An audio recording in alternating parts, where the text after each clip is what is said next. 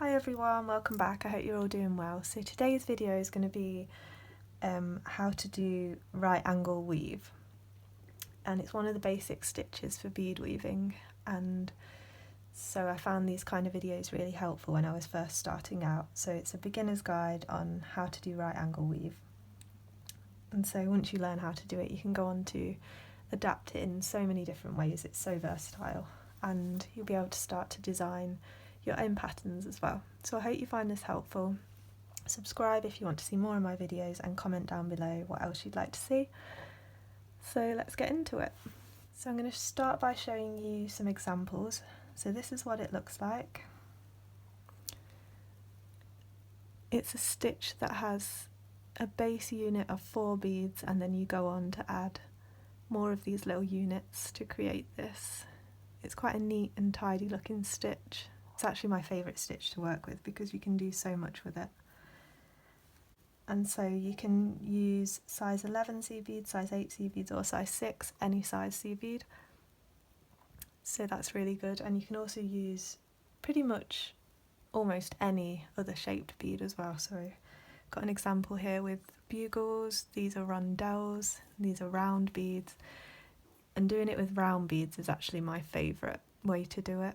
I feel like the round beads are create the neatest stitch, like it's all perfect and they all sit just where they're supposed to, so I always like to use round beads for this if I can, but it does work with all these, like I said. So when you're using seed beads, it's important to use uniform beads. So you want a good brand, you want Miyuki or Toho, Preciosa, quite good. Yeah, you want really uniform seed beads so that it's neat like this, because if you have different size seed beads it becomes uneven, it won't lie straight. So that's one important tip. Okay, so now I'm going to show you how to start your right angle weave, and I'm going to be showing you with some size 6 seed beads because they're a bit bigger and easier to see, and I've got this gorgeous bright bubblegum pink. So I've just threaded a little bit of string just because I'm showing you an example. And for this stitch you can really use any kind of string that you prefer. I do always use fireline, as you'll know if you watch my other videos, just because it's my favourite, and for right angle weave it's really good for that because it holds the shape of the little square or little diamond really well. So you start by picking up 4 beads, slide those down your needle, down your thread. So I've got my 4 beads, and what you do is sew through the first one. That's going to bring them all together into a circle, or a little diamond. So now we've got this, and this is one right angle weave unit. Now I'm going to move my needle through this one down the side,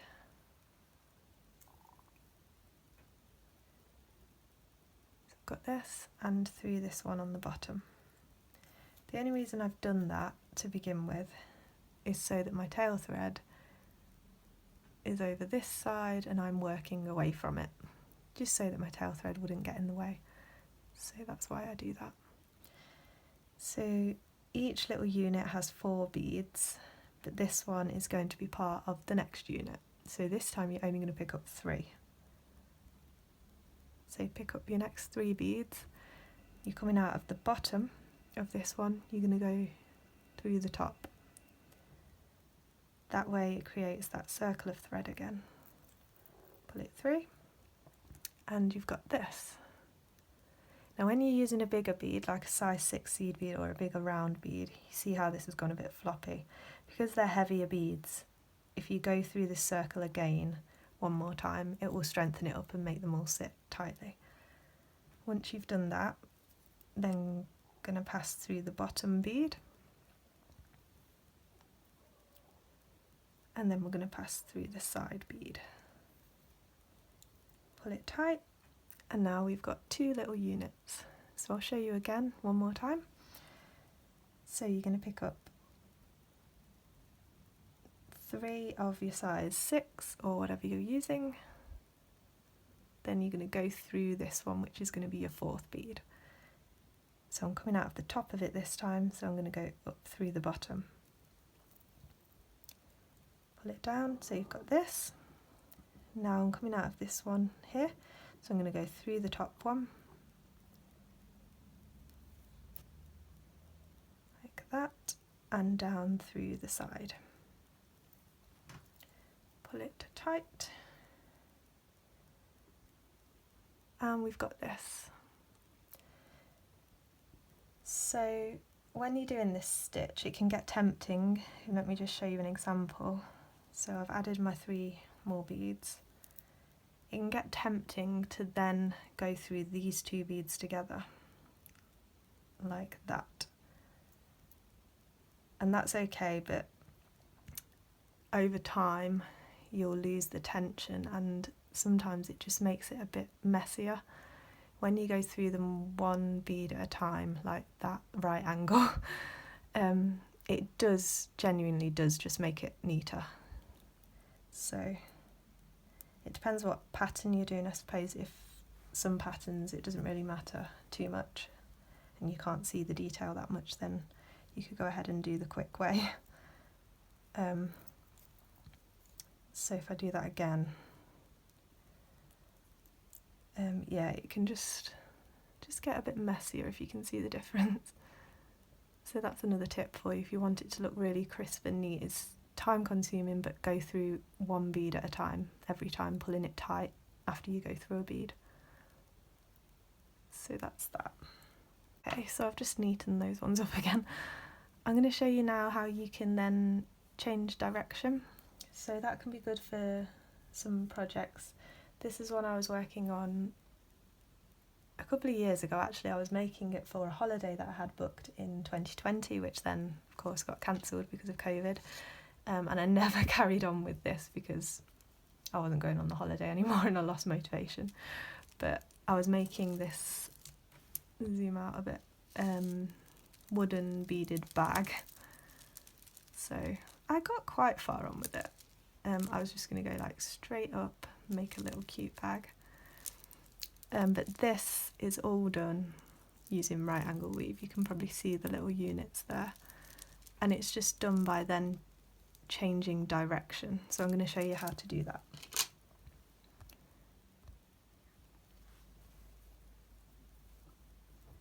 So this is also good for if you want to do like a double width bracelet or something like that.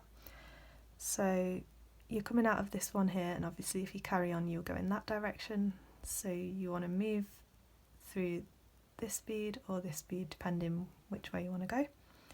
So I'm going to go through this one on this bottom.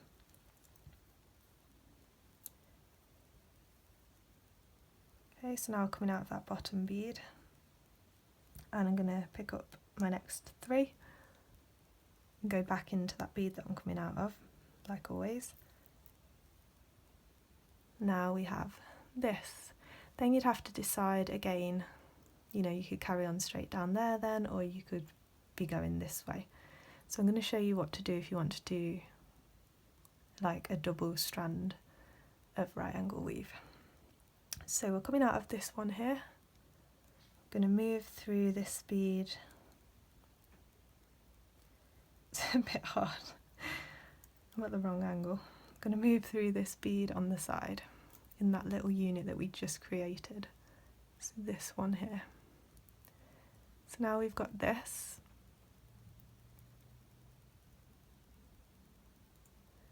So we've got 1 unit here and 1 here.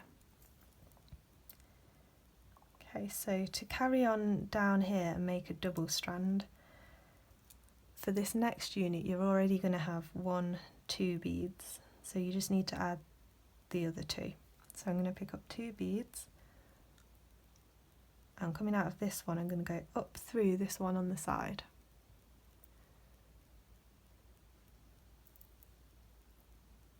So we have this.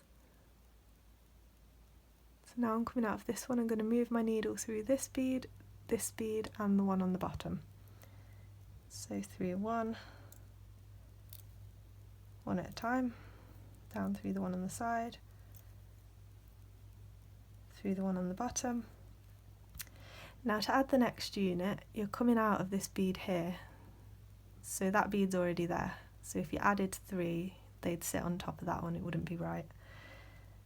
So you're going to go down through this next one on the side, like that.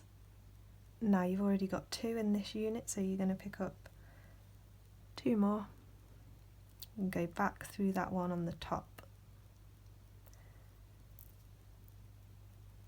So now you've got this. Now I'm coming out of here, I'm going to move down through this one on the side and the one on the bottom.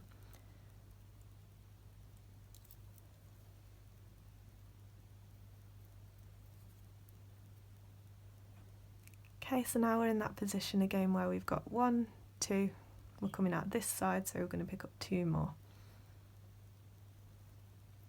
And now we're going to go up through that one on the side.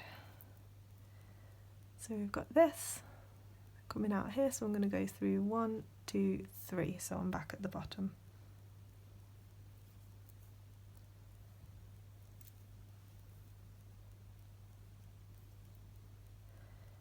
So like before, it'll alternate, so we're back at that stage where we've already got the one on the side and the one on the top, so we're going to go down through this one on the side because we're coming out of that top bead in that direction, like that, and then you're going to add the last 2 through that top bead, and then I'm going to go down through the side bead and through the bottom. Just finish it off. That's how you do a double strand, and that's how I did the bag, and I just then continued along. So you can do as many rows as you want, as long as you want, and change direction again even. So that's a little variation that you can do. Okay, so I've showed you a few different examples of flat right angle weave, and you can also do this in a tubular form, and that will be called cubic right angle weave. So it's basically a cube. Let me show you an example. So this is a bracelet I did using that technique. Let me get it to focus. It's really hard to see. These are sparkly beads. Let me get this. So I don't know if you can see that, but this has got 4 sides to it, like a cube, and each side is a row of right angle weave.